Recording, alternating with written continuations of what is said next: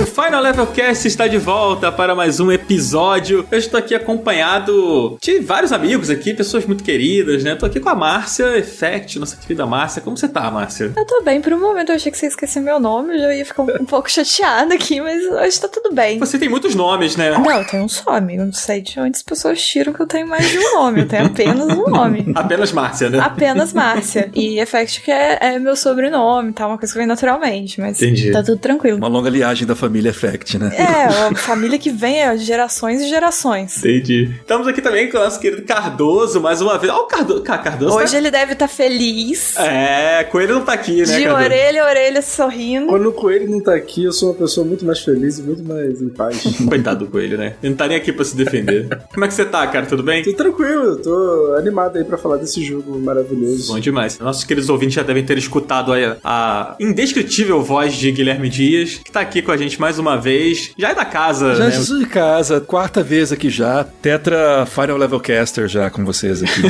Já nem abre a geladeira, né? Já tá ajudando a limpar a geladeira pra gente. A gente fala, pô, Gui, dá uma geral na geladeira pra gente aí, por favor. Eu já chego assim, gente, esse pé no sofá aí. Não, acabei de limpar. Ele dá esporro na gente, né? Que a gente tá com o pé no sofá.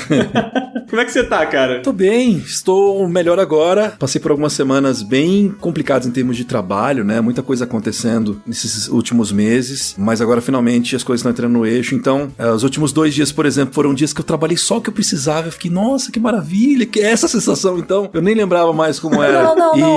Não fala isso perto de mim, não, que eu vou chorar. A Márcia estava contando pra gente antes da gravação aqui como ela tá ferrada de trabalho, tá passando por um bloqueio. E pra mim foi desde depois do carnaval, desde o dia 17 de fevereiro eu tô desse jeito. Então, a gente tá passando por uma reestruturação ali na equipe do The Enemy, né? Agora a gente tem uma nova liderança ali, tem um pessoal agora ajudando a gente, uns freelancers, vai entrar gente nova muito em breve, então as coisas estão começando a se ajustar. E a barra que a gente passou no momento em que saíram pessoas, né? Pessoas foram lidar com outros projetos. O Bruno, que sempre vem aqui, né? Era o nosso editor-chefe, ele saiu pra fazer as coisas dele, sentiu que o tempo dele já tinha dado, e aí a gente teve de dividir uma série de tarefas e agora finalmente as coisas estão voltando ao normal. Então estou feliz por estar trabalhando apenas o necessário no momento. É bom, né? Se Guilherme Dias tá feliz, eu tô feliz também. Eu também. Então tá tudo certo. Eu tô feliz por ele, por mim não.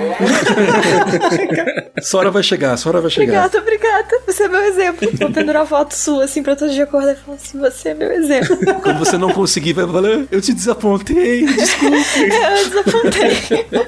Me perdoa, Guilherme Dias, por favor. O meme do Dexter, né? Maravilhoso. Bom, hoje nosso papo aqui, gente, é sobre Esse jogo é muito difícil de falar, gente. Pelo amor de Deus. It Takes Two. It Takes Two. Eu não consigo. É um trava-língua. Fala rápido. It Takes Two. Eu não falo o segundo T, eu falo It Takes Two. Tipo, It Takes Two. É um T só. Ontem eu fiquei testando falar sozinha. Falei, vou gravar amanhã, vou dar uma treinada. Aí eu cheguei nessa técnica aí também. Foi mais perto que eu cheguei numa boa pronúncia. It Takes Two. No bom carioquês é It Takes Two, né? Então vai direto, assim. Parece um espirro, né? O nome do jogo. Mas tá bom. Hoje a gente vai falar sobre esse jogo. E é engraçado aqui que uma coisa, historinha aqui de bastidor, né? Que o Cardoso, ele tava muito hypado por esse jogo. Nossa, eu perturbei muito o Daniel com esse jogo. Todo dia eu falava assim, cara, vamos jogar esse jogo, pelo amor de Deus. Cara, e eu tava super por fora do que se tratava. Eu sabia que era um game, né, da mesma galera do A Way Out. Olha aí, hoje tá difícil aqui, gente. Esse é fácil de falar, Dan, esse não é difícil. A Way Out. Pelo amor de Deus. E do Brothers também, né, que são 2 jogos que eu gosto bastante. O Brothers, principalmente, é um jogo que na época eu curti muito, mas eu não tava muito por dentro, assim. E a gente tava, tipo, estudando como é que a gente ia fazer essa pauta e tal. E, cara, depois que a gente jogou, a gente falou, meu Deus, a gente tem que fazer um programa dedicado. A gente tem que fazer um podcast novo dedicado. A gente gostou bastante e o hype foi correspondido. Todo mundo feliz, eu acho, né? Eu não sei se o Dias, não sei se gostou muito. Rapaz, esse jogo, eu tava assistindo, foi o evento da EA no ano passado que eles mostraram, né? Na verdade, tinha rolado um teaserzinho do Joseph Fares, acho que uns 6 meses antes, 1 ano antes, de falando do próximo jogo dele, mostrando só umas concept arts, assim. E eu fiquei interessado, porque eu já gostava bastante da figura dele. Brothers é um jogo que eu amo de paixão, já zerei 3 vezes. A Way Out eu ainda não tinha jogado na época, mas eu tava bastante curioso, tinha gostado do que eu tinha visto. Eu falei, vamos ficar de olho nisso aí. Quando ele mostrou o trailer no EA Play do ano passado, eu falei, caramba, isso aqui é legal. E quando saiu de fato o trailer mostrando as coisas, e logo depois eu participei de uma entrevista coletiva com o Joseph Fares há alguns meses, faz 1 mês e pouco, mais ou menos. Pô, aqui a gente tem gente chique, né? A gente traz gente chique pra cá, né? Só que é só o VIP. Tem entrevista, inclusive, lá no site do The Enemy, né? Porque foi uma coletiva, mas eu coloquei as perguntas meio que de todo mundo, né? Deixando claro que foi uma coletiva, mas uma das perguntas lá foi uma pergunta minha, né? Que demonstra na entrevista e tal. Quando ele mostrou o trailer do jogo e a gente viu de fato como seria o gameplay, eu falei, cara, na hora eu mandei pra galera no chat da empresa, eu falei, pessoal, se o que eles estão prometendo nesse trailer aqui for real, esse jogo vai concorrer a jogo do ano. Mandei pra galera na hora, assim, no chat da redação, no meio do evento, assim, sabe? E felizmente não fui decepcionado. E Take-Two fez algumas coisas que eu nunca vi jogos fazer na indústria, especialmente jogos não Nintendo. Enfim, eu não vou queimar pauta, tenho bastante coisa pra falar sobre o jogo, mas eu adorei. Muito bom. Antes de partir pro nosso papo, né, a gente vai fazer um minigame aqui. Ah, não!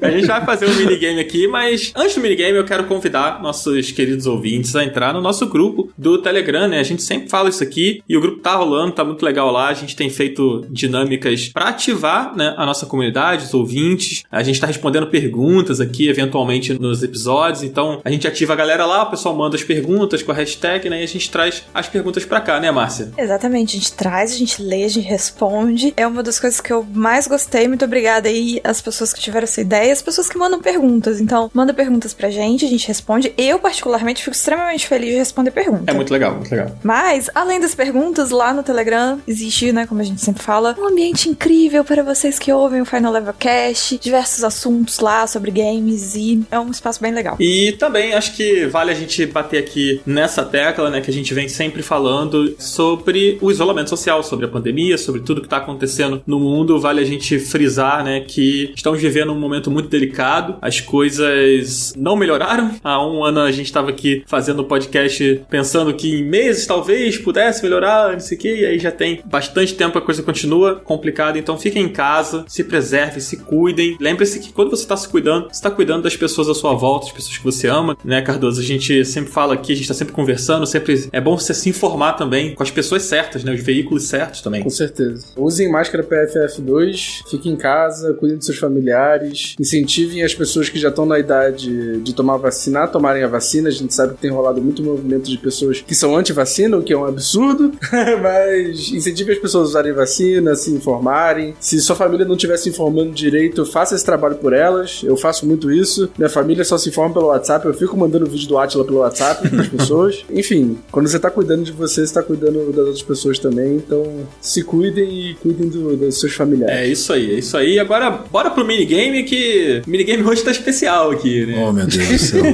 Eu tô bem ansiosa. O nome do minigame é o seguinte, gente, quando a gente ama, é claro que a gente improvisa. Eu vou explicar as regras aqui, é o seguinte, eu e o Cardoso contra Guilherme Dias e Márcia Effect. E o tema desse nosso minigame é relacionamentos são como guloseimas. E é o seguinte, a gente vai dar uma frase pra vocês e vocês vão ter que decidir entre vocês quem responde, ou os dois podem responder juntos, improvisando uma resposta que continua a frase. Eu vou dar um exemplo aqui de uma pra vocês verem como é que é mais ou menos. Comer docinhos me lembra término de namoro. Pois, e aí eu vou e improviso a continuação dessa frase. Oh, meu Deus. Por exemplo, pois é uma coisa que pode ser um alívio, mas na verdade depois te dá tristeza, porque você comeu muitos docinhos. Sei lá, é um improviso mais ou menos assim. Beleza. Como ganha e como perde isso? Perde quem fica triste, entendeu? O importante aqui é a felicidade. Ah, então eu já perdi. Vamos ver isso daí então. Vamos lá então. Então, peraí, deixa eu organizar. São quantas colocações pra gente completar? São 2 frases pra cada dupla. Tá, se o Guilherme quiser, ele começa. Ele pode ir a primeira sozinho pra gente não bagunçar o raciocínio um do outro, porque já é complicado. Não, eu acho melhor você ir na frente, primeiras damas. Ah, então tá bom. Muito obrigada. Eu vou primeiro e você vai depois. Parece que a dupla não está se entendendo muito bem. Vamos ter que chamar o Dr. Hakim aqui. Será? Não, gente, não. Mas tudo bem, eu vou primeiro e depois o Guilherme vai. Eu tinha o maior medo disso, sabia? De vez em quando tô ali ouvindo o Final Level Cast, eu vejo os minigames que vocês fazem, sei lá, de música de axé, não sei o que. Eu falo, nossa, graças a Deus que a única vez que eu cheguei lá e fiz minigame foi um negócio, um quiz legal e tal, não foi essas coisas de improvisação. Tudo que a gente joga pro universo volta. E aí eu tava tranquilo, eu falei, nossa, acabou a fase de minigame, né? Já ganhei meu quadcast aqui, tá de boa, não vai ter mais minigame. Não. E aí vocês me arranjam um negócio de improvisação. E com toda a boa vontade do mundo, falar de um jogo maravilhoso, vocês me colocam pra fazer improvisação. Ok. Caraca, já tá triste, já perdi. Já perdi. Ele já tá se colocando na posição de quem perdeu, mas não. Vamos lá, a gente vai ganhar. Se não for por você, ganhe por mim, porque eu vou ficar puto se a gente perder. Essa vai direto pra Márcia. Vamos lá, Márcia. Então vamos lá. Quando estamos em crise de relacionamento, nos sentimos comendo salgadinhos. Por quê? Porque, assim como um salgadinho pós-festa murcha, ele pode perder seu brilho, mas ele ainda pode trazer alegria. Então, vale a todos nós olharmos o relacionamento assim como a gente faz com o salgadinho. A gente vê aquele salgadinho murcho, que na hora talvez não tá tão bom, mas você o quê? Você bota no micro-ondas? Você refrita? Bota no air fry? Olha só como que a coisa pode voltar a ter um gosto maravilhoso. Perfeito. Eu só falei palavras, Eu tô não sei refletindo se faz aqui. sentido. Eu tô refletindo. Quando você falou salgadinho, eu fiquei em dúvida. Ela tá falando de chips ou ela tá falando de salgadinho de festa? A hora que você falou da air fryer. Aqui é salgadinho de festa. Ah, então tá bom. Coxinha. Aqui é esse, gente. Se na sua região não é essa, tá tudo bem também. Tem essa questão regional, é verdade, né? Aqui no Rio também, salgadinho é salgadinho de festa. Aqui salgadinho tipo Ruffles, Cheetos, etc. é biscoito. Beleza, tá bom. Não vamos entrar nisso, Não, porque eu não quero causar guerra de mim. com ninguém no Brasil. Até porque isso é um podcast, eu não posso usar os meus slides, né? Pra exemplificar como... Enfim. Nunca falei isso. Não, pode ficar tranquilo que não vai ter nenhuma pergunta aqui relacionada à regionalidade, gente. Fica tranquilo, não vai ter nada.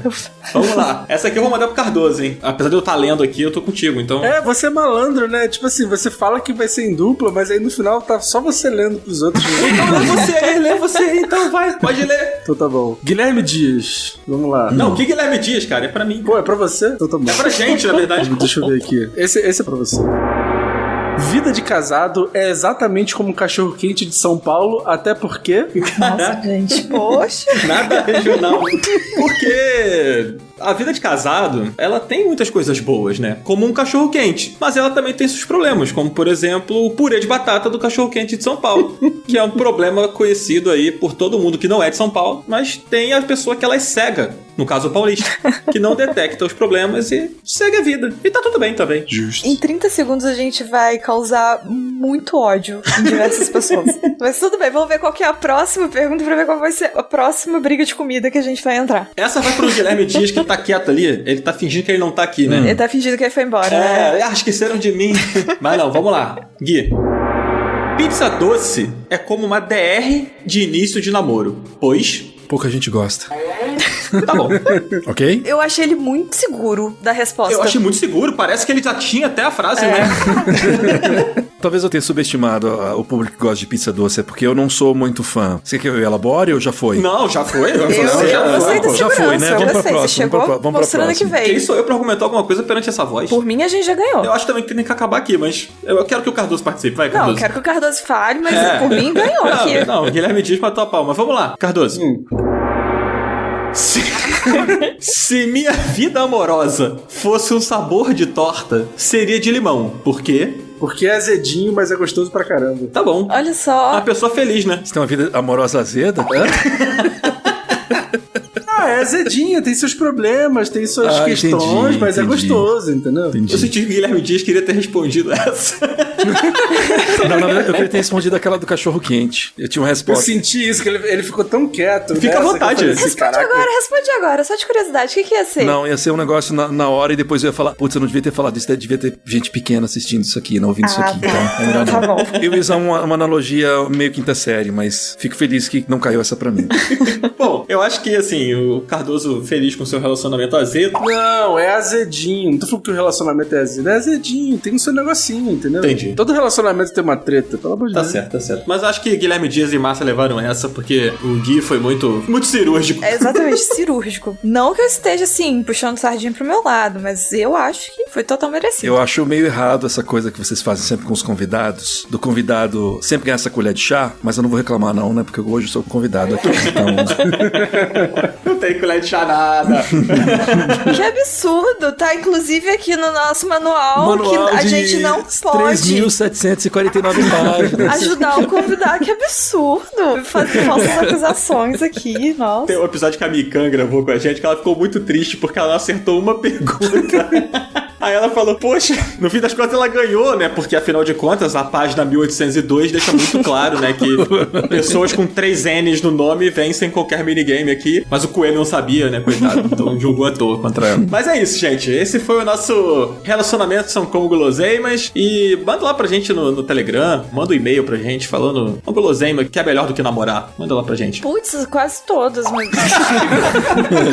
Eu só não protesto esse minigame porque seria impossível fazer um podcast que eventualmente tem minigames sem um jogo que é famoso pela sua inclusão de minigames. Então, achei muito temático, porque o It Takes Two tem muito minigame, né? Pois é. É verdade, é verdade. A gente vai falar sobre isso, então vamos nessa, gente.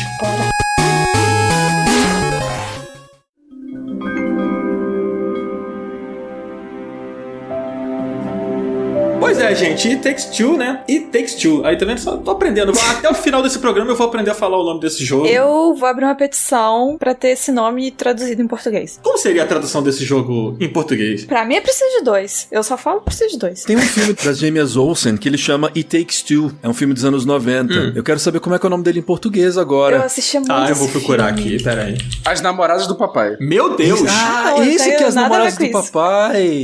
Vai ser O Divórcio dos Papais. Exato, aí, Do papai e da mamãe. É pra gente traduzir mais literal, não é pra gente mudar o É a nome do versão jogo. português de Portugal do jogo, né?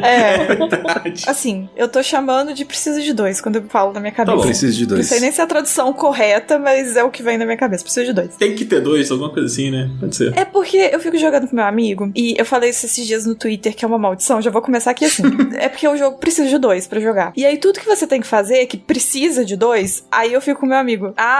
Realmente o jogo precisa de 2, porque eu não consigo ficar falando It Takes Two toda hora. Então eu tive que traduzir. Então eu falei, e não é que precisa de 2 mesmo? Então a minha tradução já é essa. Maravilhoso. Mas, para os nossos queridos ouvintes aí que não estão tão por dentro, né, do que se trata o novo game da Haze Light, Gui, o que se trata, cara, o It Takes Two? O It Takes Two é um jogo, como a Márcia disse, né, essencialmente cooperativo, multiplayer, você só consegue jogar com outra pessoa, ele não existe modo single player com inteligência artificial. Ele é, na sua base, um platformer com elementos de aventura e bem focado em narrativa, mas o que faz ele especial é o fato de ele mudar o tempo inteiro o gênero das suas mecânicas. Então, em determinado momento ele é um platformer, às vezes ele é um shooter, às vezes ele é um jogo de veículo, tem uma hora que ele vira Street Fighter, sabe? Você passa por muitos gêneros diferentes até o final do jogo, em muitos cenários diferentes, e essa coisa mais especial dele é que você nunca enjoa, porque antes mesmo de você pensar em enjoar de uma mecânica, o jogo muda a perspectiva da câmera, muda a mecânica, muda o cenário, e aí você tá vivendo uma coisa completamente nova de novo na experiência. Cara, eu acho bem legal como você definiu isso, porque é difícil você explicar pra uma pessoa que não viu nada sobre o game, né? Alguns amigos meus eu indiquei, eu tava jogando ainda, não tinha terminado, mas eu tava gostando muito, e aí eu falei, cara, vocês precisam jogar, não sei o que, tipo, tem um amigo meu que ele é casado e tal, então ele curte muito jogar com a esposa dele, e ele sempre me pede recomendação, assim, pô, tem algum jogo aí, co-op, não sei o que, e aí eu indiquei pra ele, né, e aí ele falou, pô, mas tá caro, né, preço cheio, aquela coisa lançou agora, você acha que vale a pena? Eu, pô, cara, vale muito a pena. E aí ele viu alguns trailers, ele não sacou muito, sabe, do que se tratava, assim, ele tava um pouco confuso, porque o jogo, ele realmente muda muito, né, é uma salada ali de coisas, assim, e você definir ele de um jeito só não é fácil, né. E Gui, a trama do jogo, cara, a Márcia, né, já até adiantou aqui, né, a brincadeira do divórcio, né. Ai, desculpa, gente, quer me largar.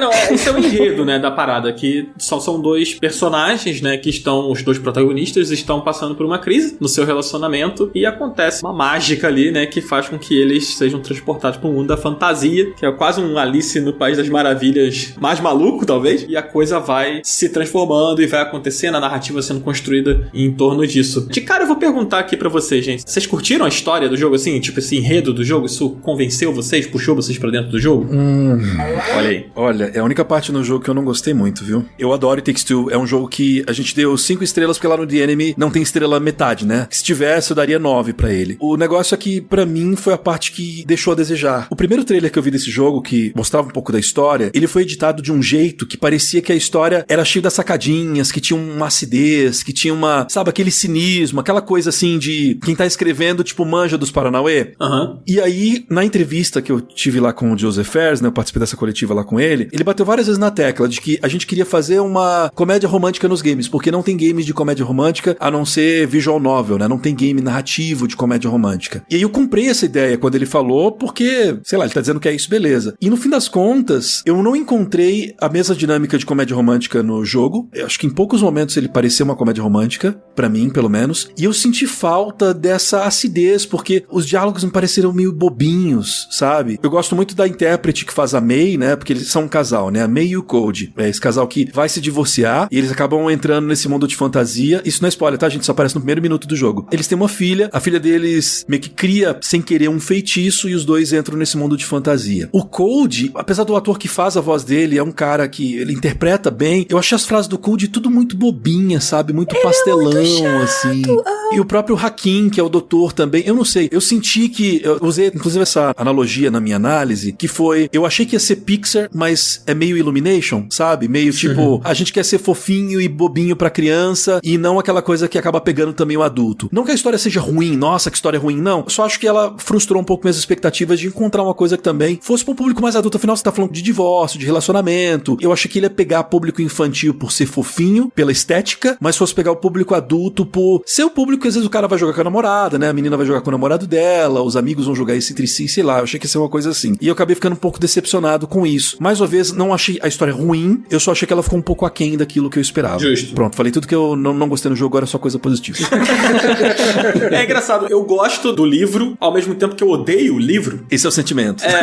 Tem alguns momentos que eu acho um pouco excessivo, até a presença dele, acho que ele volta muito em alguns momentos que não precisava, principalmente na reta final do jogo, assim, sem entrar em muitos spoilers. Inclusive, eu acho que vale a gente falar aqui com a galera que a gente vai evitar aqui dar spoilers, né, principalmente spoilers da história, então você pode ficar tranquilo que a gente não vai dar spoilers aqui do jogo. Quando a gente entrar um pouco na coisa das mecânicas, a gente vai evitar entregar muito o que são as mecânicas, porque eu acho que são as grandes surpresas do jogo, estão nesse ponto. Inclusive, o Gui falou muito bem sobre isso, né, sobre o jogo te surpreender e ter várias mecânicas e tal, não sei o quê. Portanto, ele não se torna cansativo por conta disso. Então, a gente não vai entregar muito, sim, mas pessoas mais sensíveis com spoilers, no momento que a gente entrar nesses detalhes das mecânicas, a gente vai alertar mais uma vez. Só completando do spoiler, eu acho que não é nem as pessoas sensíveis no ponto que se incomodariam com as coisas que a gente vai falar, eu acho que seria o pessoal que não quer nem ver trailer, praticamente. É verdade. Então eu recomendo nem ouvir o podcast nesse caso. É, exatamente isso. Se você não quer ter nada, então nem ouça, ouve depois. Mas eu vou dizer, mesmo se a gente tentasse falar assim, dane-se coisa de spoiler, a gente tentasse falar tudo, a gente não conseguiria falar metade das coisas que esse jogo tem. Na análise que eu publiquei lá no The Enemy, tem bastante cena de vários lugares. Enquanto eu tava separando os trechos que eu capturei tudo, né, no PlayStation 5, eu ainda pensei, será que eu não tô entregando muito? E depois eu fui ver e falei, cara, eu acho que eu nem coloquei nem 40% dos cenários que tem, das mecânicas que tem no jogo, e olha que eu cobri muita coisa. Então, assim, a não ser que você esteja realmente, não quero saber nada, quero ser surpreendido, aí ok, mas tem muita coisa no jogo, tem muito conteúdo, é insano a quantidade de conteúdo que tem no jogo. É verdade, muito conteúdo mesmo. Então, gente, vai tranquilo, vai na fé, mas se você for essa pessoa que a Márcia falou, que nem trailer não quer ver, né, então acho que você não deveria nem ter clicado aqui no episódio, porque você não quer saber nada, né, então, pelo amor de Deus. Mas vamos lá, a gente podia falar um pouco sobre esse feeling do cooperativo, né, que a gente já falou aqui. A base dele, né, é um jogo pra 2 pessoas, é um jogo co-op, mas eu acho uma coisa interessante, né, eu tenho acompanhado a Márcia brincando com essa coisa no Twitter, né, do, nossa, é It Takes Two mesmo, né? Tipo... Gente, é brincadeira, mas é real, porque a maioria dos jogos co-op não tem esse sentimento de uma cooperação igual It Takes Two tem, ainda mais o jogo online. O co-op local ainda vai, mas co-op online é muito o jogo de tiro, então é você e um time, vocês organizando pra, sei lá, matar algum inimigo, outro exército, etc. Não tem um co-op que tem uma narrativa dessa forma, uma coisa mais... Eu não consigo definir de outra forma, mas esse é cooperativo mesmo.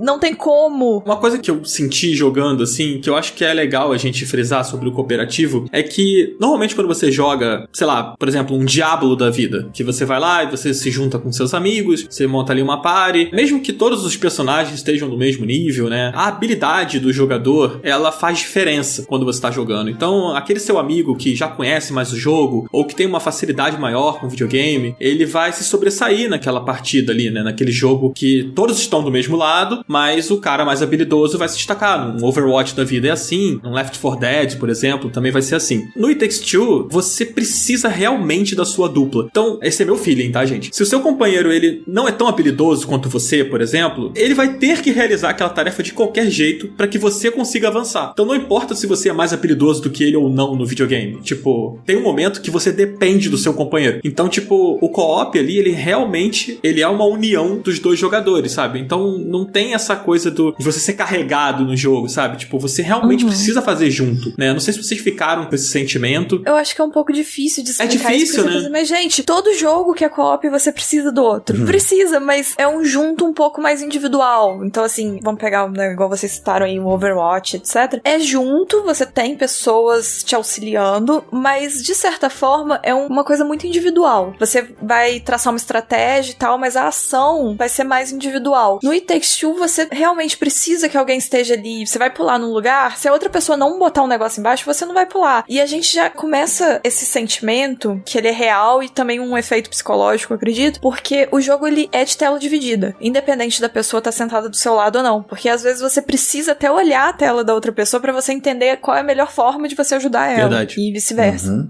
O It Takes Two é um jogo que ele é uma aula de game design, ele é uma aula de level design, mas ele é um jogo que ele foi pensado pra ser um jogo cooperativo. Quando eu tento lembrar de algumas experiências cooperativas de campanha que eu tive, sei lá, tipo Gears of War, né, que é muito legal jogar em dupla, ou sei lá, é muito jogo de tiro que eu lembro, ou plataformas tipo Mario 3D World e tal. São jogos que você consegue jogar sozinho. Ter uma outra pessoa é simplesmente ou facilitar o desafio, ou ter uma pessoa pra contar ali, mas mesmo em jogos que trazem uma party, por exemplo, você mencionou Diablo, né, que você tem classes diferentes, você mencionou Overwatch, que é um jogo totalmente cooperativo dentro da equipe, né? Sim. Mesmo em jogos como Overwatch, que você precisa do tanque, você precisa do DPS, você precisa do healer, às vezes acontece de uma pessoa, o cara que é super pro player, chegar lá e fazer a limpa e resolver tudo sozinho. Eu pegava a diva lá que fazia 3 bonecos de uma vez, né? Eu servia de tanque, eu era DPS, fazia tudo. No It Takes Two isso não existe. O It Takes Two, eu falei, né, que ele é plataforma, que ele é isso, que ele é aquilo, mas eu esqueci de mencionar uma coisa muito importante. Ele é um jogo de puzzle também. E os puzzles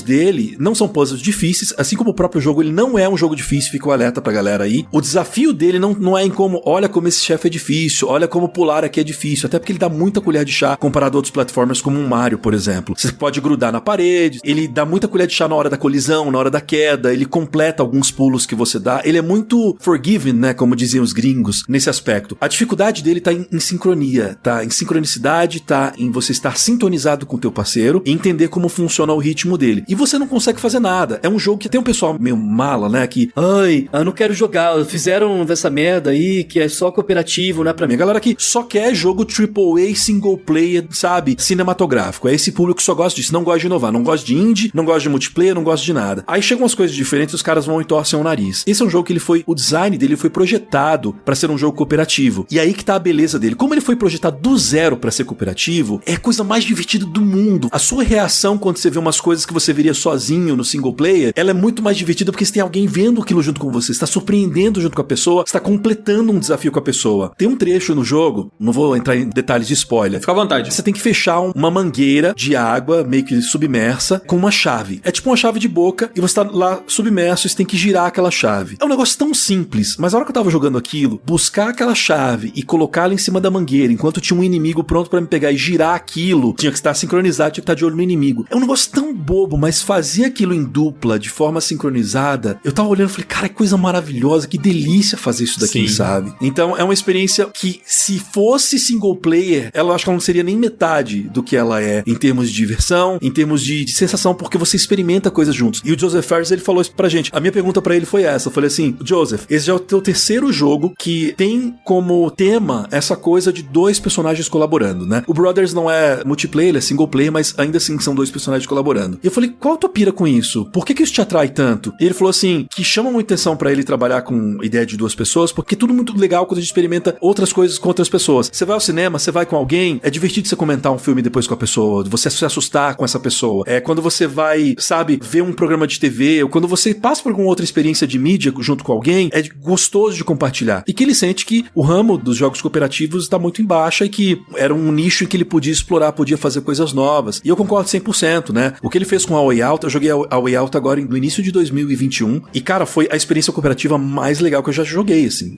De longe. E o It Takes Two superou isso em todos os aspectos pra mim. Porque a Way Out, ele é super legal, mas ele é meio engessadão, né? Ele é muito cheio de quick time event e tal, ele é meio depressivo também, como o Brothers. E o It Takes Two é um jogo super pra cima, super divertido, colorido, e é um jogo que é muito livre em termos de mecânica, em termos de gameplay. E aí ele disse isso e eu falei, cara, realmente é verdade. Quando eu experimentei isso jogando com alguém, primeiro foi com a Pri do Nerd Bunker, né? Abraço pra Pri se ela estiver ouvindo a gente. Eu joguei a prévia junto com ela nesse evento, e cara, a gente ria o tempo todo, a gente se divertia o tempo todo, porque fazer isso em dupla e você depender do outro pra fazer as coisas, você se surpreender junto, é maravilhoso. Essa coisa que o Gui fala, assim, sobre ter essa experiência do lado de outra pessoa, eu passei por uma situação muito engraçada com esse jogo. Eu tava jogando com o Daniel, a gente tava jogando, tipo, no Discord, e a gente ia jogando junto. Tem uma parte no jogo que você interage com aranhas. Eu sou extremamente aracnofóbico, assim. Sério? E aí, cara, a primeira coisa que aconteceu comigo foi começar a me tremer e falar, ai, caralho, tipo, dar uma agonia, assim. E eu não quero ter que viver isso, eu não quero ter que mexer com a aranha, sabe? Tipo assim, a última coisa que eu queria que acontecesse nesse jogo era isso, sabe? E aí o Daniel ficou assim, cara, vamos lá, cara. Não, relaxa, vai dar tudo certo, olha, elas são bonitinhas, não sei o quê. E aí, depois de um tempo, eu, assim, desapeguei porque eu pensei, cara, o Daniel precisa que eu passe por isso aqui pra gente conseguir avançar no jogo, sabe? E isso mostra muito, tipo, o nível de cooperativo que esse jogo consegue ser, sabe? Até numa parte que um tá meio travado, ou não tá conseguindo, o outro vai lá e dá uma ajuda, dá um suporte pra conseguir chegar onde a gente quer chegar no jogo, sabe? E foi um momento muito legal, porque eu tava, assim, desesperado, porque eu fico desesperado, eu vejo uma aranha, já fico muito nervoso, e a coisa foi se soltando porque a gente precisava chegar no ponto, sabe? Legal. E fala muito sobre essa experiência. Ele funciona com duas almas, né? Sozinho, ele não serve de nada, assim. Eu achei isso muito forte, assim, transformou a minha experiência com o jogo. É que é um co-op que não é só ali no jogo em si. Ele mexe com você saber como lidar com a pessoa que tá jogando com você também. Exato. Você sabe como fazer as coisas. Os puzzles que o jogo tem não são necessariamente de você pensar numa solução de algo complicado. É mais de você pensar numa solução de como você e seu parceiro vão resolver aquilo juntos. Como que vocês vão entender em conjunto o que é pra fazer. Uma coisa que eu achei muito engraçada enquanto eu tava jogando é que a gente tem tanto uma falta de jogos co-op desse jeito que eu e meu amigo, a gente tava jogando e às vezes a gente ia andando e a gente ia andando sozinho fazer alguma coisa. E aí chegava os dois palhaços lá no lugar e falavam assim, ah não, eu tenho que vir pela esquerda e você tem que ir pela direita. Aí a gente, ah tá. E assim, era uma coisa muito natural. Aconteceu muitas vezes da gente chegar no mesmo lugar juntos ou chegar e ter que voltar porque era pra cada hora um ir e um fazer enquanto o outro fazia outra coisa. E a gente teve muito isso que deu pra perceber como que é a mentalidade da gente em vista do que a gente tem mesmo de jogo. O Gui tava falando do Way Out, quando eu joguei eu tava namorando. E uma das coisas que eu sentia muita falta quando eu namorava, à distância ainda por cima, porque não tem nem como você chamar a pessoa pra jogar com você, era justamente ter o que jogar junto. Porque a gente não tem esse tipo de jogo, sabe? Não é tiro, não é vamos organizar um time e fazer tal coisa. Tipo assim, não tem muita coisa desse tipo. Não tem um jogo que é simplesmente você sentar e vivendo uma história e fazendo algo que é divertido. São extremos. Ou a gente vai pro tiro, ou a gente vai pros jogos tipo corrida, luta. Não tem uma coisa que seja uma experiência contínua, assim, de ver uma história, ver um... Eu não sei nem como definir o It Takes Two também, mas enfim, de você acompanhar algo junto, acompanhar coisas acontecendo junto. Você sentir que você tá realizando aquilo ali junto com a pessoa de fato, né? Eu acho que o Gui até falou isso lá no início, que na Nintendo a gente encontra alguns jogos assim, mas nem sempre são da forma como o It Takes Two consegue fazer. De fato, os dois estão ali trabalhando juntos e aquilo precisa do empenho dos dois e de funções diferentes que os dois vão conseguir fazer. Uma coisa que, pegando um pouco isso da entrevista, né? O Gui deu o exemplo do cinema, né? Deu o exemplo de mídias e tal, e eu acho que o que pega muito forte, eu acho que o It Takes Two, ele me marcou muito, né? Eu joguei ele todo com o Cardoso, nós somos muito amigos, né? Além de trabalharmos juntos. Eu acho que quando você tem uma experiência com uma pessoa, e essa pessoa é seu amigo, ou é uma pessoa que você gosta e tal, quando você tem uma experiência que é compartilhada, isso marca muito você. A memória que se cria através disso, ela é muito forte. É claro que quando você joga um jogo como, sei lá, um The Last of Us da vida, ele vai te marcar, porque ele é um jogo muito bom e tudo mais, mas quando você compartilha aquilo com uma pessoa, e como é feito desse jogo, em que é realmente muito compartilhado, a memória é muito forte, sabe? Então,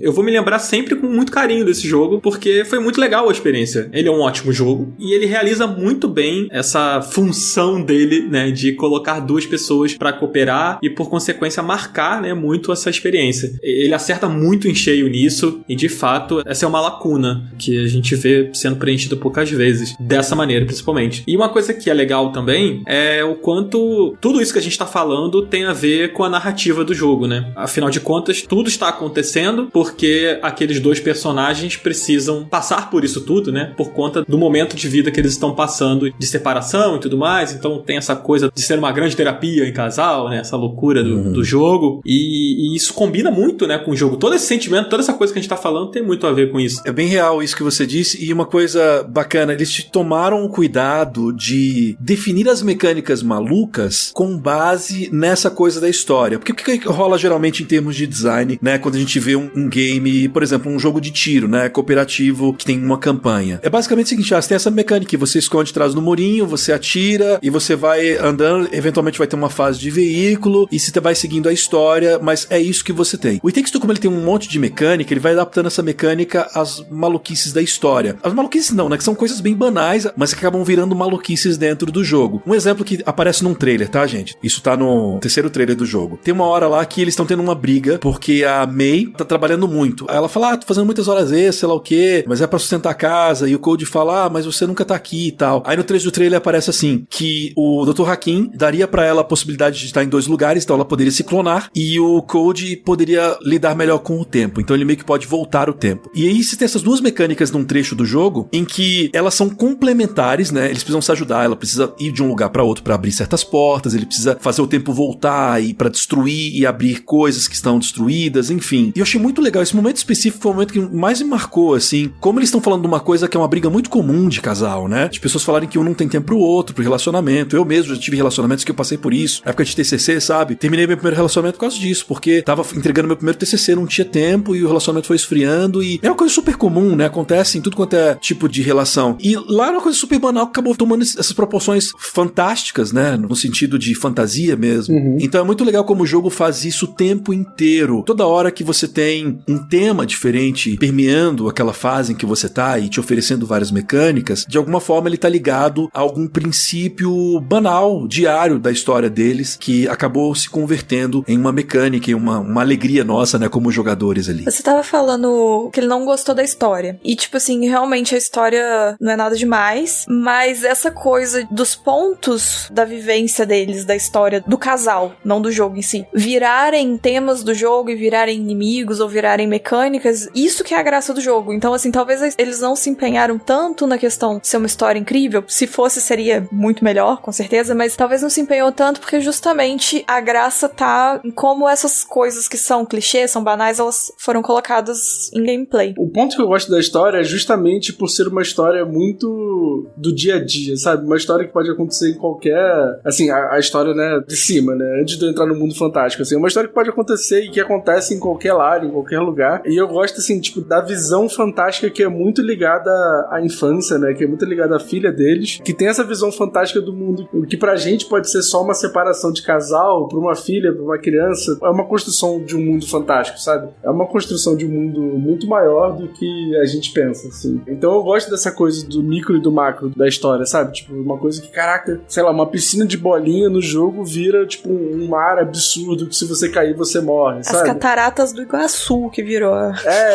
Exatamente. Então, tipo assim, é muito essa visão da infância que a gente perde quando a gente é adulto, né? Que tudo é mágico, que tudo é gigante, né? Então, tipo, cada coisa que acontece na história principal, por assim dizer, mexe muito com a narrativa de todo o jogo, sabe? Então, tipo, eu gosto muito de ser uma história singela por fora, mas ser fantástica por dentro, sabe? Eu só queria fazer uma confissão aqui, que apesar de eu estar criticando a história por não ter, digamos, atendido as minhas expectativas, eu acho que em vários momentos é uma história bastante sincera, passa uma sensação de honestidade, assim, em termos de quem estava escrevendo, os diálogos são sinceros, e que, por ser uma história de família, eu acaba sempre mexendo comigo na história de família, né? Obviamente que eu não vou dizer do que se trata o final, mas eu me emocionei com o final. Mesmo não dando aquele clique do tipo, ai meu Deus, era exatamente isso que eu queria ver acontecendo, o plot twist, não sei o quê. Mesmo sendo uma coisa que durante o jogo todo é super meio previsível ou meio diária, eu senti bastante honestidade em alguns momentos, assim, em como os diálogos eram escritos. Tem uns 2 momentos que a May fala umas coisas, assim, na segunda metade do game que eu falei, putz, real isso, né? Então, e o final também me causou uma lagriminha ou outra caindo ali, então dei uma chance, mesmo assim. Eu acho que pra mim, na questão da história, o que me incomodou mais, acho que foi os diálogos, eu acho que é mais nesse ponto. O jeito que as personalidades deles, eu achei elas muito caricatas de um jeito que as pessoas não são assim. Por mais que seja uma coisa, né, mais fantasiosa e tal, o Code, ele é muito bobão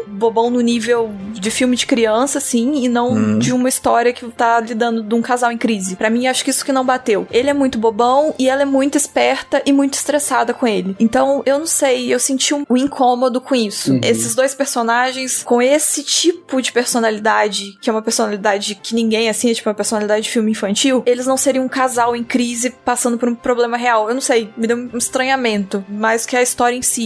Acho que foi mais isso. Eu me vejo muito nessa história porque na mesma idade, mais ou menos, da criança, os meus pais se separaram e foi uma separação muito no meio dos anos 90 lá. Ninguém fazia terapia, o que é um erro do cacete. Então tudo era muito exagerado, né? E assim, eu vi a separação dos meus pais muito perto, assim, eu era muito criança. E foi uma coisa que me marcou muito. E eu acho que esse jogo traz um pouco essa memória de uma narrativa que não é do nosso tempo, assim. É como se a gente estivesse vendo um filme dos anos 90, sabe? Tipo, eu senti muito isso jogando esse jogo. É tipo isso. A personalidade, eu não sei. O Corey mais ainda do que a May. É muito caricato, né? Muito caricato. Eu acho que isso que me incomodou um pouquinho. Eu senti que ele tem essa pegada nostálgica dos anos 90 muito forte, assim, tipo, dos personagens, sabe? É que nem ver um filme dos anos 90 mesmo. Eu particularmente gosto porque é um tipo de tempo de mídia que me remete à minha infância e tal. Então eu acabo curtindo muito. Então eu nem me estressei muito com essa coisa, assim, da complexidade dos personagens. Eu senti que foi um filme de animação dos anos 90, legal, assim, sabe? Eu concordo com os clichês que a Márcia levantou aí da questão, mas também não me incomodo, não. Agora, se por um lado a história, ela tem o seu lado muito previsível, né? Nas mecânicas, o jogo é completamente imprevisível, né? Nas mecânicas, ele é uma das coisas mais ambiciosas que a indústria já fez. Sim. E eu falo isso sem pensar muito, cara. Eu acho que, no máximo, Nintendo chegou a fazer coisa parecida em termos de variedade, assim. É muito ambicioso o que eles fizeram. É muito mesmo, né? Porque, tipo, cada fase apresenta uma mecânica nova. Às vezes, naquela sequência daquela fase, você vai experimentar outras mecânicas, né? Então, sei lá, se por exemplo, num Super Mario da vida, você tem aquela fase que você tá com uma arminha específica que faz com que você consiga fazer alguma coisa específica naquela fase, e é como se tivessem outras arminhas que vão vir e que vão abrir outras possibilidades e que não sei o que. Ele vai revirando numa caixa de ferramentas o tempo todo, né? Puxando uma coisa nova e uma coisa nova. E quando você acha que ele não vai te surpreender, ele vai te surpreender de novo.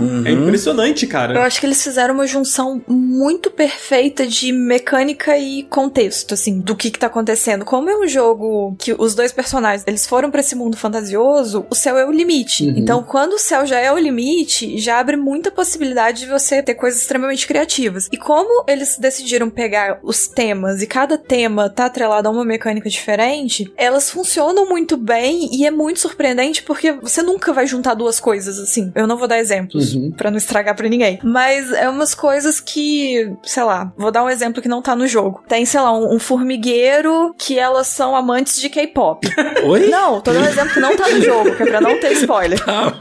E aí, tipo assim, você chega lá, você nunca vai ligar uma coisa à outra. E aí, pra você derrotar a formiga rainha lá, você teria que ir numa batalha de dança. Seria algo do tipo. É umas coisas, assim, imprevisíveis nesse nível. Então, eles trazem uma mecânica que a gente já não tá esperando muito, porque a gente nunca sabe o que esperar. E ainda tem os contextos narrativos ali, o que tá acontecendo naquele mundo, que a gente espera menos ainda. E a junção dessas duas coisas vira um negócio, assim, que você fica... Eu não sei o que esperar. Tipo, eu tô nessa fase, ela começa, e no início eu não faço a menor ideia do que isso pode acontecer. E aí eu jogo um pouco, e eu falo, bom, vai ser isso. E aí quando eu chego, sei lá, na metade, eu falo, não, caramba, pera, tá acontecendo coisas além do que eu imaginava que ia acontecer. E ele vai te surpreendendo o tempo todo, não tem um respiro dessas surpresas. Tem um capítulo que fica mais pro final do jogo, o capítulo em si aparece nos trailers, é um capítulo do jardim. Eu não contei, eu perdi a conta em determinado momento, mas foi mais de uma dúzia de mecânicas se contar o Code e a May. Sei lá, você tem uma mecânica de combate, você tem uma mecânica de locomoção, aí depois você usa um veículo, aí depois você ganha uma outra coisa, aí o jogo vira stealth em determinado momento,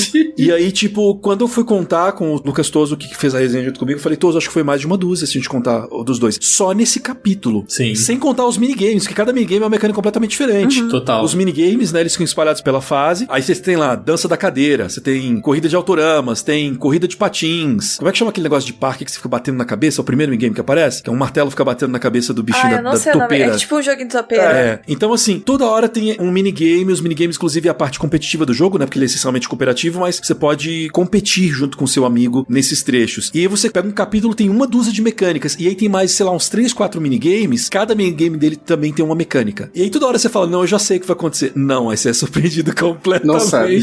Não, e assim, eu vi aquele teaser que teve em algum evento aí, e depois disso eu não vi mais nada, eu não vi trailer, eu só vi esse que apareceu, que foi um nada, né? E eu fui jogar sem saber absolutamente nada, e aí, assim, agora eu peguei o trailer pra jogar e tinha umas partes que eu não tinha jogado ainda uma hora, e mesmo eu já tendo jogado e eu já tendo entendido mais ou menos como o jogo funciona, eu olho aquilo e eu não faço a menor ideia de como que eu vou chegar naquilo. Eu não consigo nem imaginar como que eu chego nessa parte. Porque tem coisas que são surpreendentes de... Por mais que você viu o trailer e tal, você não esperava as coisas funcionarem daquele jeito. Tipo Control. Control é um jogo surpreendente. Mas depois de um certo tempo, você já pega o jeito que as coisas acontecem. Elas ainda vão te surpreender, mas você meio que já sabe, ela não foge muito daquele padrão. No It Takes Two, não tem padrão. Não existe muito. O que vai rolar? Você não sabe. Eu me lembro quando eu joguei... É uma comparação meio esdrúxula, tá? Mas eu lembro quando eu joguei o The Witcher 3 E quando eu me deparei com o Gwent a primeira vez, eu entendi o que era o Gwent, que a princípio eu pensei que ele fosse uma coisinha específica de uma taverna que eu estava. Mais à frente no jogo, você começa a perceber que o Gwent, ele tá em vários lugares, você pega as missões, e depois você tem um campeonato de Gwent. Então, assim, ele é um negócio muito presente no universo ali do The Witcher, né? Inclusive, se popularizou e virou até um jogo, né? Dedicado fora do The Witcher. E eu me lembro que eu achei fantástico que dentro daquele jogo do The Witcher tinha uma coisa tão elaborada dentro do jogo. Não que isso nunca tenha sido feito, não que eu nunca tenha visto isso em outros lugares, mas eu gostei muito, achei legal que era muito bem realizado, muito bem feito. E, cara, esse sentimento de você ter uma coisa dentro de outra coisa,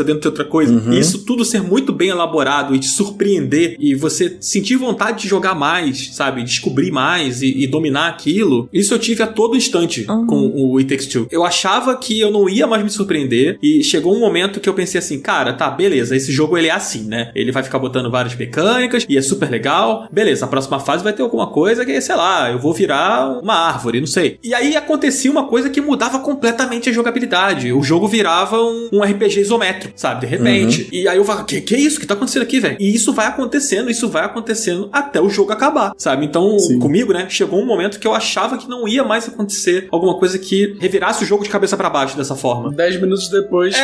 Ao mesmo tempo, dentro de mim eu tava assim, beleza, mas se acontecer, né, é porque aconteceu agora há pouco, então talvez aconteça de novo. Mas eu acho que eu meio que não queria acreditar, e acontecia. Quem tá ouvindo a gente talvez pense que a gente tá exagerando, sabe? Sabe aquela pessoa que tá emocionada? Tipo, não é emoção, gente. Isso aconteceu mesmo, é real. Sabe? Mas, amigo, dá um aviso pras pessoas que é muito ruim também, se quem estiver ouvindo não tiver jogado, a gente ouvir pessoas que gostaram muito de uma coisa, porque a nossa expectativa, ela diverge um pouco. Não que o jogo não seja bom. Sim. Mas assim, é muito bom e vá jogar sem esperar nada. Eu acho que essa é o jeito. Por mais que você ouça as coisas, fica difícil, mas é jogar sem esperar as coisas. Sem tentar adivinhar, mas fica a dica. Quando eu comecei a jogar o It Takes Two, me lembrei de 2 jogos em que eu tive sentimentos que foram evocados mais uma vez com It Takes Two. Primeiro, God of War 3, que é um jogo que eu nem acho tão bom. Eu fico bastante irritado com o Kratos nesse jogo.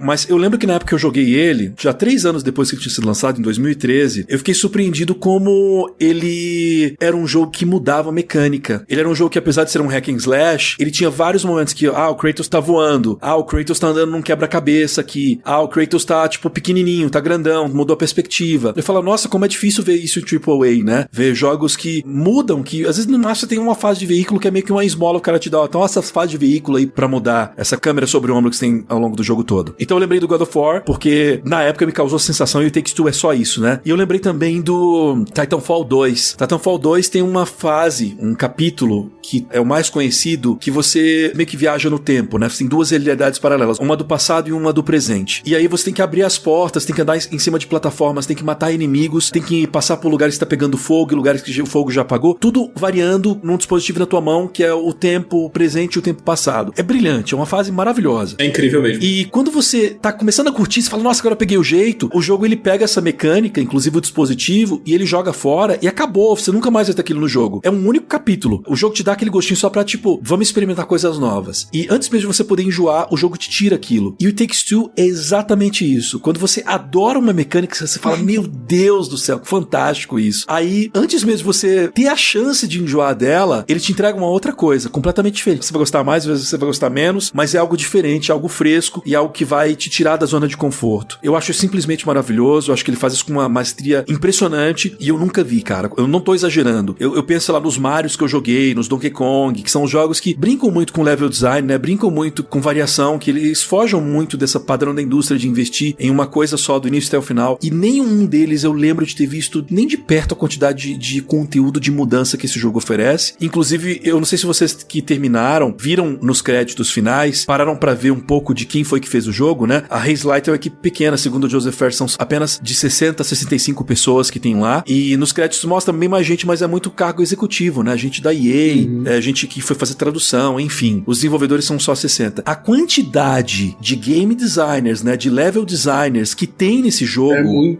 é de cair o queixo. Eu nunca vi um jogo com tanto level designer quanto esse. Foi como eles decidiram gerenciar a coisa, né? Falou assim, vamos investir em level design, vamos focar a maior parte dos nossos recursos de pessoal para desenvolver isso, e o resultado que você vê é algo completamente impressionante, mesmo pros padrões de AAA. Isso não é um AAA, tá? Esse jogo, ele é um EA Original, que é um jogo de um estúdio independente com financiamento da EA. É um financiamento bem menor do que um Battlefield Battlefield, do que um FIFA, um jogo de esporte, e ainda assim, em 3 anos, com uma equipe de 60 pessoas, eles entregaram um jogo que, mesmo pros padrões de AAA, de estúdios gigantes da indústria, eu nunca tinha visto nada assim. Cara, eu fiquei impressionado quando eu descobri que foram só 3 anos de desenvolvimento desse jogo. Eu vi isso depois de ter terminado o jogo, e, cara, 3 anos de desenvolvimento é muito pouco porque esse jogo entrega, assim, é muito pouco, é absurdo. A gente não falou aqui, mas é um jogo que, ele não é um jogo curtinho não, viu? Apesar de ser um jogo de um estúdio independente, que não é de alto orçamento, ele é um jogo que, na minha experiência, junto com o Toso, né, que a gente gostava de explorar muito, a gente não só fazia minigames, mas uma coisa que a gente não mencionou, é que esse jogo ele traz o mesmo DNA do Brothers do A Way Out. Então tem várias coisas espalhadas pelo cenário, coisas interativas. Algumas dessas coisas são minigames, algumas dão troféu até, e outras são só pra você ver mesmo. E tudo é interativo, você toca em tudo. Não tem colecionável, né? O Joseph Fares, inclusive, ficou meio puto quando a gente falou na entrevista, perguntando se teria colecionável. Eu fiquei feliz da vida. Eu e meu amigo, a gente ficou aqui, graças a Deus, não tem colecionável. Não tem colecionável, mas tudo que eles podiam colocar em termos de recurso pra deixar diversificado, eles colocaram de... Você vai no quarto da menina, da Rose, lá, que é a filha deles, tem um monte de brinquedinho, um monte de coisas pra você tocar. Às vezes, como eu disse, às vezes dá um troféu, às vezes não, às vezes só pra você brincar, às vezes pra você sacanear teu colega que tá ali do lado, e nem é um minigame. É, sei lá, um liquidificador que teu colega caiu lá dentro, você vai e aperta lá e liquidifica ele, sabe? Já que você pode morrer o tempo todo. Cara, tinha horas que o Daniel ficava muito puto comigo, porque ele queria avançar no jogo e eu ficava tipo assim, olha só esse negócio aqui, aperta, e é legal. Não, pô, a gente tinha pouco tempo, cara. Aí eu falei, pô, vamos, gente, a gente tem que rushar. Ele, não, olha esse trenó, cara. Pô, você dando trenó, olha que legal. Eu e o Toso, a gente brincou bastante, a gente fez tudo que dava pra fazer no game, e aí, cara, nossa jogatina ficou com quase 19 horas. Foram 18 alguma coisa, mas beleza, vou arredondar pra 18 porque a gente ficou preso 1 hora numa parte lá, que a gente até hoje não sabe se foi um bug, se foi burrice nossa. A gente ficou 1 hora tentando subir uma plataforma, e depois a gente fez ela de novo, e foi, tipo, super fácil, então. Mas é um jogo que, se você for rushar ele, você vai fazer ele umas 12, 13 horas, e se você for fazer tudo, você pode gastar umas 18, né, brincando nos minigames, interagindo com tudo, tentando pegar troféu, aí, enfim, pode chegar até quase 20 horas se for tentar pegar todos os troféus. A gente fechou em 13 horas, não foi? Acho que 12. É. Mas acho que você vai lembrar aqui que o Gui citou, né, o EA Originals, né, que é tipo um selo, né, da EA, só pra vocês pegarem de exemplo aí de jogos que são dessa... Eu não sei se é bem selo a palavra, né, porque é o... É um selo, aham. É o Unravel, né, tanto o primeiro quanto o segundo, tem aquele o Fe e o próprio A Way Out. Hoje tá difícil, gente, não tá saindo nada. Teve o Rocket Arena, né, que lançou há pouco tempo também. O Sea of Solitude também. É verdade, Sea of Solitude, Enfim, então são jogos realmente com um investimento que nem se compara a um Battlefield da vida, né, que é a da EA também. Uma coisa que eu acho legal também a gente comentar aqui é que a direção de arte desse jogo, ela é impecável. Fantástica. É impressionante, cara, é fantástico, porque, independente se você tá com o Cozy ou com a May, você vira um boneco, então você tá num mundo de miniatura ali, né, algumas coisas gigantes, outras pequenas e tal, mas é tudo muito bem feito, na minúcia, sabe, é muito lindo, é muito bem elaborado, a iluminação desse jogo é fantástica. Eu joguei no PC, a experiência aqui de jogar no PC foi muito impressionante, assim, graficamente o jogo muito bonito mesmo. Eu fiquei de queixo caído em vários momentos, toda hora eu queria tirar um print.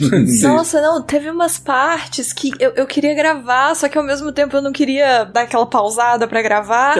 E se deixar, você grava o tempo todo, tira print o tempo todo. Tem umas partes, tipo uma caverna no escuro, com coisas neon. Nossa, que é um negócio que assim dá vontade de você andar devagar. E partes bem no inicinho, acho que o primeiro ou segundo capítulo, talvez, que é na natureza, e aí é uma árvore, e você consegue ver as folhinhas de perto, e tem toda uma construção disso. Nossa, gente, é muito bonito. É um jogo de você ficar andando devagarzinho, olhando as coisas. É sem condições. O detalhe e o carinho nas coisas. Porque, por exemplo, quando você vai fazer um cenário que é natureza, árvore, mato, etc., é isso. Natureza, árvore, mato, etc. Então, você não vai esperar nada tão além. Vai ficar bonito, vai ter uma composição diferente e tal. Mas você vai indo pra alguns outros pontos, tipo o quarto da filha, que aí tudo é feito de brinquedo. E aí você vai vendo esse cuidado de todas as coisas que você tem que interagir, tudo que você precisa encostar, mexer, pular, etc. É tudo feito de algo que faz sentido ali naquele universo, e pra aquela coisa, assim, tem um toquezinho de um cuidado muito além nessa arte dele. Tem. E uma coisa que às vezes passa despercebido, uma coisa um pouco mais técnica, né? E às vezes o público geral acaba não pegando. É o design de som de It Takes Two. Em termos de música, de composição, eu não acho ele nada muito impressionante, não. As músicas são legais, elas são temáticas, né? Você tá no circo, aí, sei lá, a música é meio circense. Você tá num lugar de neve, é meio natalino, enfim, umas coisas assim. Mas o design de som, né? Que é o que seria no cinema correspondente ao Foley, né? Cara, é fantástico. É absolutamente fantástico. Tem uma fase mais pro final que ela é focada em música. E aí eles brincam com essa coisa do design de som.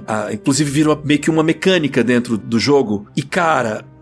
é fantástico. É inacreditável. É muito, muito bom. Pro pessoal que já viu vídeos sobre game design de, por exemplo, Mario Odyssey, que tem umas coisas muito boas também em termos de design de som. O Mario Odyssey, por exemplo, quando você joga o chapeuzinho em cima daquele fio elétrico, né? Você vira uma bolinha elétrica. Ele vira uma música acelerada. Tipo, é a música acelerada do local, assim. Tem um monte de detalhes em termos de design de som que é assim. E o It Takes Two, ele faz uma série de coisas parecidas, especialmente nessa última parte do jogo que tem essas mecânicas, que é conversar. O ambiente conversa com a mecânica, conversa com o design de som. É fantástico, assim. Esse jogo ele tem que ser indicado entre os melhores designs de som do ano, porque é assim, algo fora do normal. Joguem com fone se puder. Sim. Tinha uma comparação que eu fiz aqui, acho que um tempo atrás. Na hora que a gente tava tentando explicar a sensação do It. Agora foi eu que agarrei. Mas enfim, esse jogo maravilhoso. Diversos jogos fazem isso, que tem uma fase que ela é muito diferente e muito criativa. Tipo, o Mario Odyssey tem o festival que você canta e tal, e vira o jogo do Donkey Kong. Que o jogo fica 2D, né? Isso. O Tropical Freeze tem uma fase lá Olha aí. que o povo ama muito. O povo, né? O povo. Não, porque eu achei ok, foi o que me recomendaram. Que quem ama sabe qual fase que é. Enfim, o Crash 4 foi o meu último momento que eu tive muito essa sensação que, tipo assim, deu vontade de chorar de tão incrível algo que eu tava vendo. É uma fase que tá tendo um desfile com balões e aí tem uma banda de caveirinha. Nossa, eu amo essa fase. É sensacional. É o Labirinto do Control. O Labirinto do Control também. Então, assim, tem muitos jogos que tem uma parte que tem algo muito diferente, muito legal. O It Takes Two é isso todas as fases. Sim. É essa sensação todas as fases. Pronto. Agora eu tirei isso de mim. É Pronto. basicamente isso. Maravilhoso. E rolou uma coisa comigo, assim, que desde o Journey eu não chorava pela beleza do que eu tava vivendo, sabe? Tipo assim, jogando um jogo, que eu falava assim, cara, isso aqui é tão belo, isso aqui é tão inacreditável, eu só vou viver isso uma vez na minha vida. E aí teve um momento do jogo que não tava acontecendo nada em relação à história. Era tipo assim, o que tava acontecendo ali era tão bonito e era um negócio tão indescritível e que eu sabia que aquilo dali nunca mais ia acontecer de novo, que eu comecei a chorar jogando, tipo, caraca, isso aqui é muito lindo, cara, isso aqui é muito maneiro, tipo... É uma emoção que a gente só sabe quando sente mesmo, é incrível. É isso. Eu fico com essa sensação quando eu abro uma foto do coelho, né? Tão bonito que dá vontade de chorar, assim. O Cardoso, por outro lado... Chora de ódio. Chora de ódio. O Coelho tem algum console em casa além do Switch? Ele tem o PS4. Eu quero muito saber se o Coelho jogou esse jogo, porque ele, como nintendista, mais nintendista ainda que o Dan, ele é o embaixador da Nintendo no Brasil, né? Oficial. E ai, treta, com ele é mais nintendista que o Daniel Schettini, cara. Eu acho que é, né? Afinal, quem tem canal sobre jogos da Nintendo, né? Provas. Argumentos. Não tem nem como argumentar nessa daí, gente. Mas ele sendo o nintendista que ele é, eu tô muito curioso pra saber as impressões dele, porque esse jogo foi uma coisa que o Joseph Fares falou pra gente também na entrevista. Ele falou assim, eu adoro os jogos da Nintendo, esse jogo é uma carta de amor à Nintendo. O que, ironicamente, né, ele não tá no Nintendo Switch, mas por outros motivos, o Joseph Fares falou que já foi difícil fazer ele rodar legal nos consoles da geração passada, né, 8ª geração de consoles, porque ele usa tela dividida pede o dobro de processamento, né? É, são duas gameplays rodando ao mesmo tempo. Exatamente. E eu joguei no PS4, tá rodando perfeito. E ele falou que eles não tinham conseguido pensar numa forma de fazer isso rodar legal no Switch, mas que ele não descartava a possibilidade que talvez no futuro, né, mas tipo, não era algo que ia rolar agora. Mas assim, enfim, dito isso, esse é o jogo da Nintendo pros consoles que não são Nintendo. E eu tô muito curioso pra ver as impressões do Coelhinho quando ele jogar. Eu quero muito saber o que ele achou, porque eu acho que ele vai amar esse jogo. Sendo essa eterna criança que ele é, eu acho que ele vai adorar.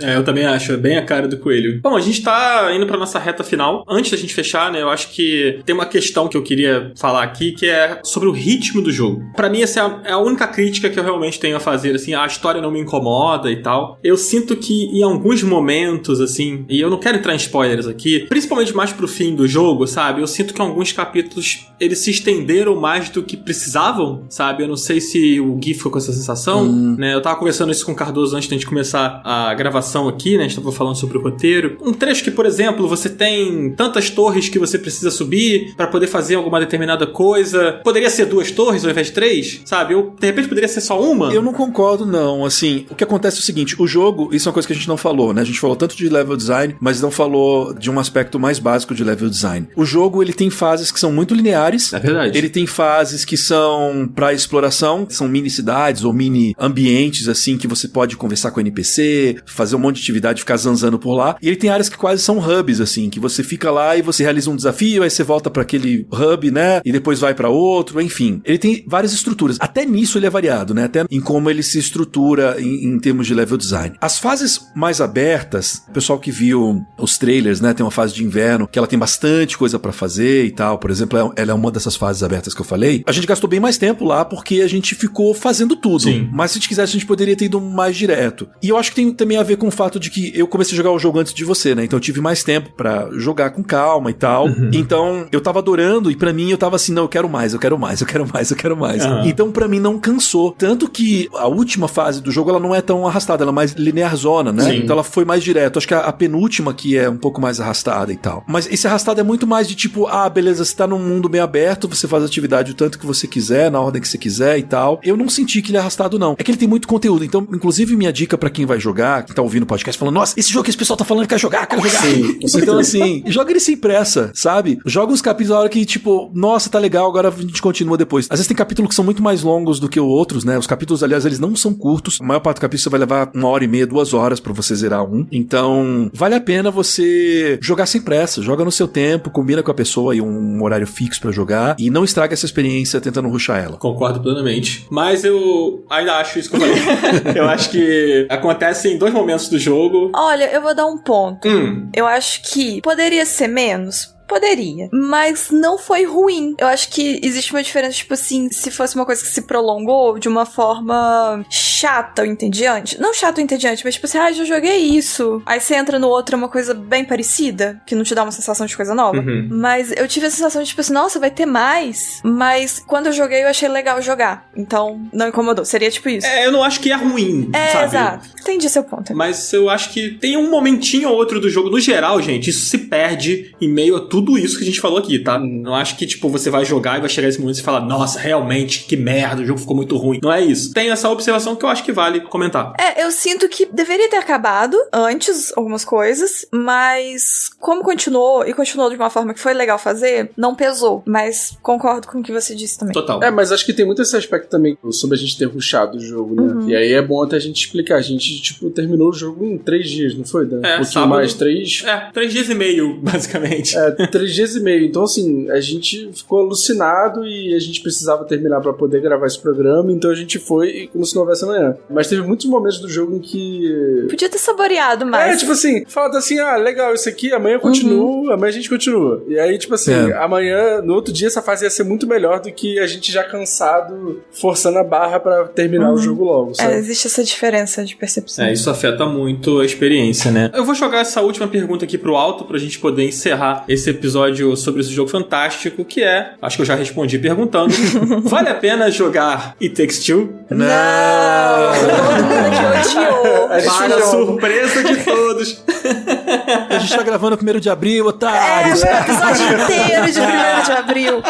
Esse jogo é horrível. Você ouviu 1h30 inteira aqui de baboseira, era tudo mentira. Agora começa o podcast de verdade. Esse jogo é horrível, não joga. É pior que a gente tá gravando com o 1º de abril mesmo. Gente, Takes Two é, até agora, a minha experiência preferida de 2021. Não que eu tenha jogado muitos jogos de 2021, mas é uma das minhas experiências preferidas dos últimos anos. Acho que é um jogo extremamente fresco, extremamente inovador, ambicioso pra caramba. E, de verdade, eu vou ficar muito puto se esse jogo não ganhar uma cacetada de prêmios ao longo do ano. Eu acho que o que eles fizeram, o que a Hazelight, um estúdio tão pequeno, fez com It Takes Two, merece ser elogiado, merece ser reconhecido pelas premiações, pela imprensa, pelos críticos, que adoraram, né? O jogo tá com 90 no Metacritic, inclusive. Ganhou um Must Play, né, também. Ganhou um Must Play, né? É um jogo que, se ele é, de certa forma, reconhecido, né, pelas conquistas que ele fez, isso é motivação para que outros estúdios também saiam da zona de conforto. Isso é motivação para que a EA, que tem essa fama de ser a empresa, né, super capitalista, né, dos games, super não liga pros jogadores, mostra para eles que, tipo, vale a pena investir nesse tipo de projeto. Vale a pena a gente financiar estúdios pequenos. O próprio A Way Out, Joseph Fares falou pra gente na entrevista que a EA ficou super feliz com o resultado, ele deu super liberdade pra ele, tanto no A Way Out quanto no It Takes Two, mas que a Way Out vendeu em 3 anos 3 milhões e meio de cópias, o que é uma excelente marca pra um jogo desse porte, né? Tem jogo gigante aí que não chega a vender isso aí. Acho que Control, outro dia saiu que vendeu 2 milhões, sabe? E a Way Out é um jogo pequeno. Então, acho que a gente mostra com a carteira, né? Quando a gente compra e escolhe investir nesses jogos, a gente mostra, né, como imprensa, nas nossas críticas, nossa produção de conteúdo, também nas premiações, pra quem se envolve, né, em júri de premiação, que vale a pena a gente dar um recado. Meu, é isso que a gente quer novidade, a gente quer pessoas arriscando, a gente quer entretenimento, sabe? Eu não consigo pensar num jogo que tenha me entretido tanto nos últimos anos quanto It Takes Two. Então, pra mim, não só vale a pena, como é obrigatório se você tem um console e uma pessoa pra jogar com você e tá pensando em comprar novos jogos. Eu concordo com tudo. E eu não lembro se a gente já falou aqui a questão de que só precisa de uma cópia. É a única coisa que não takes two é comprar o jogo. Achei uma coisa. Takes one ou takes two notinhas de 100. Aí realmente. É verdade. Mas uma pessoa só precisa ter a cópia, então você pode comprar o jogo e convidar qualquer pessoa pra jogar com você na mesma plataforma, que a outra pessoa não precisa comprar pra ela. Isso é muito legal. E você pode zerar uma vez com uma pessoa e depois zerar a segunda run com outra pessoa. E aí você troca o personagem, né? Porque a jogabilidade fica completamente diferente. A gente não mencionou isso, né? Mas na maioria esmagadora das fases, as mecânicas entre o Code e a May, elas são sempre diferentes. É verdade. Dando um exemplo que a primeira mecânica que aparece no primeiro capítulo, né? Então, vocês já viram isso nas prévias, já viram isso nos trailers. A May, ela tem um martelo que ela usa pra martelar coisas, pra se pendurar em pregos. E o Code tem um prego que ele assovia e usa igual um martelo do Thor, assim. Que ele joga o martelo e depois puxa ele de volta. E aí, as mecânicas, elas são sempre complementares. Em 90% dos casos, elas são complementares. Isso eu fiz bastante com o Toso, inclusive. A gente precisou de rejogar algumas partes pra pegar ou captura, liberar algum minigame, alguma coisa depois. Eu fui nessa parte antes com a May. Putz, agora eu vou com o Code. Então é assim que funciona a mecânica. E aí você, vai jogar uma segunda vez tranquilo e ter uma outra experiência, né? Exatamente. É um jogo com um fator replay interessante, né? E jogando com pessoas diferentes, tudo se torna diferente também. Então, recomendadíssimo It Takes Two. E eu queria frisar só uma coisa, que esse ano saiu o Bowser's Fury. E eu joguei e fiquei apaixonado por esse jogo. Fiquei encantado. Eu disse pra mim mesmo, olha, não sei o que eu vou jogar esse ano que vai me fazer ficar mais engajado e emocionado e falando, caramba, não sei o quê. Tava o It Takes Two atrás da porta, assim. É? Agora eu tô só aquele meme, sabe, do cara andando de mão dada com a menina e olhando pra outra passando. Aí tá ali, Bowser's Fury olhando pra mim, sabe? Bom, queria agradecer muito a presença de Guilherme Dias aqui mais uma vez no Final Level Cast, cara. Esse papo foi fantástico sobre esse jogo incrível. Muito obrigado por ter topado participar e ter reservado um tempinho pra gravar com a gente, cara. Volte sempre, a casa é mais do que sua. Obrigado pelo convite. Estarei aqui sempre que for convidado. Inclusive, quando eu vi que vocês estavam jogando, eu já fiquei assim, será que eles vão me chamar pra falar de Takes Two? Porque eu tô falando no Twitter há tanto tempo, tô fazendo mó lobby pra esse jogo, porque eu gostei muito, fiquei muito impressionado. Tô aqui jogando sinais de que talvez... Aí eu vi, o Cardoso tava jogando junto com o Dan. Será que eles vão me chamar pra falar de Takes Two? Qual de vocês dois me convidou mesmo? Não, eu acho que eu já tinha falado pra você. Quando você começou aquele negócio assim, estou jogando um jogo incrível esse ano, que vai ser o melhor jogo desse ano. Não, na hora que eu vi ele falando isso, eu já fiquei assim, ai meu Deus, é ele, é aquele jogo. Aí o Cardoso me convidou, eu pensei, nossa, mas que surpresa, não imaginava se fosse me chamar. Foi engraçado que eu chamei o Gui pelo WhatsApp, né? Gui, vamos gravar dia tal, hora tal. Cara, deu, sei lá, 15 segundos. Bora. Sabe? Não deu nem oi, não falou, pô, tudo bem? Sabe? Bora. Muito bom, cara. Muito obrigado por ter topado. Gente, não deixa de seguir o Final Level Cast. Clica no coraçãozinho aqui no Spotify ou no seu agregador favorito. As nossas redes aqui, minha, da Márcia, do Coelho, do Cardoso também, tá aqui na descrição do episódio. Tem aqui também o link pro Telegram. Gui, deixa suas redes, cara, pra galera poder seguir o seu trampo. Vocês me encontram no @Gui Souza com Z, Dias com S. Gui Souza Dias, tudo junto, sem espaço, sem nada. Esse é o meu Instagram, esse é o meu Twitter e também lá no The Enemy, né? Eu sou apresentador no The Enemy, produzo conteúdo em vídeo lá, faço live de gameplay na segunda-feira, tem o Ping, né, que é o podcast de notícias que a gente apresenta de segunda a sexta, eu tô quase sempre lá também. Os vídeos no YouTube, lá no The Enemy BR, você também me encontra. E só aproveitando já pra contar pra vocês em primeira mão aqui, nem sei se eu poderia estar contando. Eita! Mas o Ping, que é esse podcast, né, a gente faz direto esses crossovers lá, o Dan já foi lá, né, enquanto eu vim aqui Sim, é verdade. no Final Level Cast, o Bruno, quando tava com com a gente também vir aqui, né? Enfim, o Ping, ele vai expandir e a gente vai voltar a fazer o Ping ao vivo como a gente fazia nos primórdios dos tempos, e ele vai estar disponível em 3 plataformas diferentes. É um projeto que a gente deve executar agora ainda em abril, então fiquem ligadinhos porque a gente vai trazer notícias também ao vivo, mas sem também perder o podcast para quem gosta de ouvir no podcast. A gente vai expandir e vai ser muito mais legal, uma coisa muito elaborada que a gente tá planejando, e quem gosta de saber de notícias de games, todos os dias o seu jornal do almoço do meio-dia vai rolar lá na twitch.tv/DNMBR. Muito bom. Eu só lavo louça ouvindo Ping. Eu preciso arrumar mais louça pra lavar, pra ficar ouvindo todos os dias. Às vezes eu faço uma maratona e aí é meio esquisito, né? Porque é uma coisa diária. E aí eu fico meio, pera, que? A Márcia, tipo, opa, derrubei feijão em todos os pratos. Vou ter que lavar. Deixa eu ouvir esse podcast.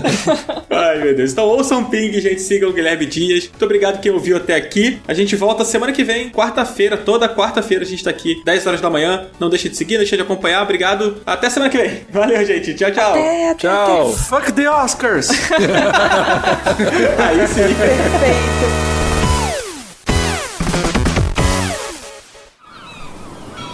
Este podcast foi editado pela Maremoto.